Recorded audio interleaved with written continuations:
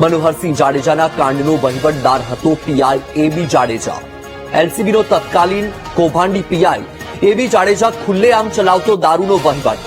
ગીર ગઢડાના તત્કાલીન પીઆઈ વાય.આર. ચૌહાણની પણ સમગ્ર કાંડમાં બરાબરની ભાગીદારી છે. એ જ પ્રકારના બે અધિકારી ગુજરાત પોલીસના મોટા ગજાના બે અધિકારીઓ કે જે દારૂના દલાલ બની ગયા. એક તરફ ડ્રાય સ્ટેટ ગુજરાત જ્યાં દારૂબંધીની વાતો થાય છે અને પોલીસનું કામ છે કે જે દારૂની હેરાફેરી કરતા હોય છે તેવા લોકોને પકડે અને દારૂબંધીનો અમલ કરાવડાવે. પરંતુ અહીં તો જે અધિકારીઓ છે એ જ દલાલ બની ગયા. બે ભ્રષ્ટાચારી કટકીબાજ પીઆઈએ આખા ગુજરાતની પોલીસને કલંકિત કરી છે.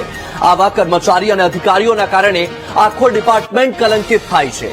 ગીર સોમનાથમાં એસએમસીના દરોડા બાદ પોલીસના મોટા કટકી કાંડનો ખુલાસો થયો છે. તમારી ટીવી સ્ક્રીન પર તસવીરમાં જે પોલીસ અધિકારીને તમે જોઈ રહ્યા છો હાલમાં જે વાય.આર. ચૌહાણ છે જેને સસ્પેન્ડ કરી દેવામાં આવ્યા છે અને એબી જાડેજા કે જે એલસીબી પીઆઈ રાજકોટ ગ્રામ્ય.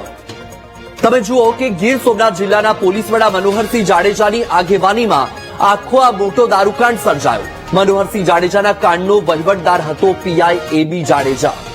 એલસીબીનો તત્કાલીન કૌભાંડી પીઆઈ એબી જાડેજા ખુલ્લેઆમ દારૂનો વહીવટ ચલાવતો હતો, કટકી કરતો હતો. ગીર ગઢડાના તત્કાલીન પીઆઈ વાય.આર. ચૌહાણની પણ સમગ્ર કાંડમાં બરોબરની ભાગીદારી હતી.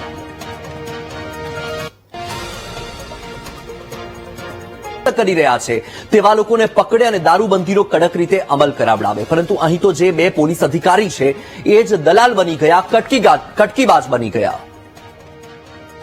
ચોક્કસથી ગીર સોમનાથ જિલ્લાની અંદરથી સૌથી મોટો જે લાંબો જે દરિયા કિનારો છે ત્યારે દરિયાઈ મારફતથી વારંવાર જે દારૂ છે ખાસ તો ગુજરાત અને ગીર સોમનાથની સરહદમાંથી ઘુસાડવાના પ્રયત્ન કરવામાં આવે છે. ત્યારે થોડાક દિવસો પહેલા જે ગીર ગઢડા તાલુકાનું જે બેડિયા ગામ હતું ત્યાં એસએમબીને બાતમી મળી હતી અને બાતમીના આધારે તેને રેડ કરી. તો રેડની અંદરથી બુટલેગર સાથે જે દારૂનો જથ્થો હતો 41 લાખનો જથ્થો અને 400 પેટીથી પણ વધારે ભારતીય બનાવટનો દારૂ હતો તે હાલ એલસીબીએ પકડી પાડ્યો હતો.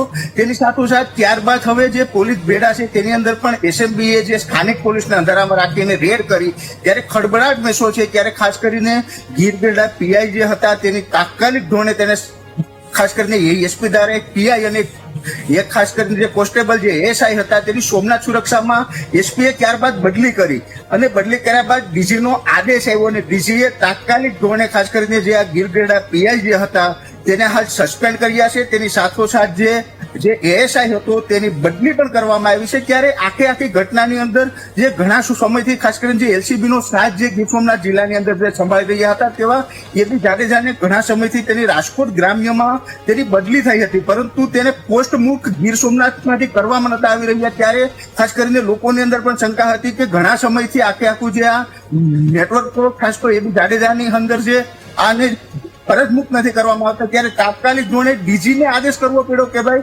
તાત્કાલિક ધોરણે આ લોકોને ફરજમુક્ત કરવામાં આવે. ત્યારબાદ એસપીએ તેને ફરજમુક્ત કર્યા છે ને આખી ઘટના છે હાલ જે એબી જાડેજાની પણ બદલી થઈ. અને ખાસ કરીને જે આ ગીર સોમનાથ જિલ્લાની અંદર જે પોલીસને વારંવાર ખાસ તો આપ તો જોતા હોય તો ગીર સોમનાથની અંદર ઘણા સમયથી જે કાંઈ ને કાંઈ દારૂના તે લોકોની નામની સંડોવણી થાય છે. ત્યારે ખાસ તો જે સ્થાનિક જે આગેવાનો છે તેના દ્વારા પણ ઘણી વખત આના આવેદનપત્રો આપવામાં આવ્યા છે. સોમનાથની અંદર જે દારૂના જે વાત કરવામાં આવે તો વિમલ ચુડાસમાએ પણ આનું આવેદન આપ્યું હતું અને ખાસ તો જે દારૂઓના જે અડ્ડા હાલે છે તેની ઉપર કાંઈ ને કાંઈ ગીર સોમનાથ પોલીસ છે તેને રોકવામાં નિષ્ફળ જાય છે. જી બિલકુલથી રોહિત. 10માંથી 90 સોમનાથના ધારાસભ્ય તરીકે સેવા આપું છું. ત્યારે થોડાક દિવસો પહેલા ગીર ગઢડાથી 41 લાખ રૂપિયાનો વિદેશી દારૂ પકડાયેલો. એ આની પહેલાં પણ મેં અને એ દારૂ ગીર સોમનાથમાં છેક ગાંધીનગરથી મોનિટરિંગ સેલની ટીમને આવવું પડ્યું અને આ જિલ્લાની પોલીસને પણ ખ્યાલ ન રહ્યો. ત્યારે મેં આની પહેલાં પણ જે અહીંયા ગીર સોમનાથ જિલ્લાના એસપીને પણ કીધેલું કે સમગ્ર મારી 90 સોમનાથ વિધાનસભામાં બેફામ વિદેશી દારૂ વેચાઈ રહ્યો છે, ક્રિકેટના સટ્ટા ચાલી રહ્યા છે, યંત્ર નામની ગેમ ચાલી રહી છે, જુગારધામ ચાલી રહ્યું છે, છતાં પણ કોઈ એક્શન લેવામાં ન આવ્યું. ત્યારે હું પોતે રૂબરૂ ડીજીપી શ્રીને મળેલો અને ગૃહપ્રધાનને પણ મળેલો અને તેમને જે વિડીયો જે ખુલ્લેઆમ વેચાતા હતા દારૂ એ વિડીયો પણ બતાડવામાં આવ્યો.